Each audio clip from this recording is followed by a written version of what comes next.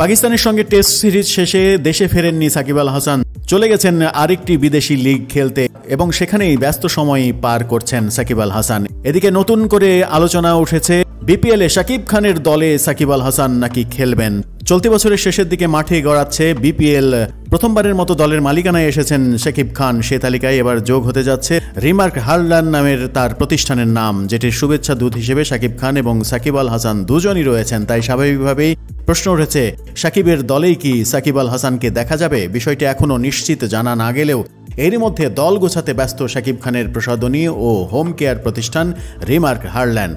জানা গেছে ঢাকার ফ্রাঞ্চাইজি নিতে আগ্রহী তারা। এরই মাঝে বিসিবি কার্যালয়ে দল নেয়ার ব্যাপারে সমস্ত কার্যক্রম শেষও করে ফেলেছে। বিষয়টি নিশ্চিত করেছেন প্রতিষ্ঠানের নির্বাহী পরিচালক চিত্রনায়ক ইমন। গণমাধ্যমকে তিনি বলেছেন, আমাদের দলে কারা অন্তর্ভুক্ত হবে তা এই মুহূর্তে বলতে পারছি না, যদি আমরা দলটা পেয়ে যাই তাহলে অনেক কিছু জানতে পারবো। সাকিব আল হাসান তো ক্রিকেটের অনেক বড় ব্র্যান্ড, ওনার কারো সঙ্গে কন্ট্যাক্ট আছে কিনা এগুলো এই মুহূর্তে বলতে পারছি না, সময় গেলে সবই জানা যাবে। ইমন আরও বলেছেন, সামনে বিপিএল, আমরা বিসিবিতে সাক্ষাৎকার দিতে এসেছিলাম, বোর্ড সভাপতি এবং সদস্যদের সঙ্গে ইন্টারভিউ সেশন ছিল। আমি ইতিবাচক আশা করছি বিসিবি যে সিদ্ধান্ত নেবে আমি সেটাই মেনে নেব। অনেক নিয়ম কানুন আছে, সেগুলো আমরা জেনেছি।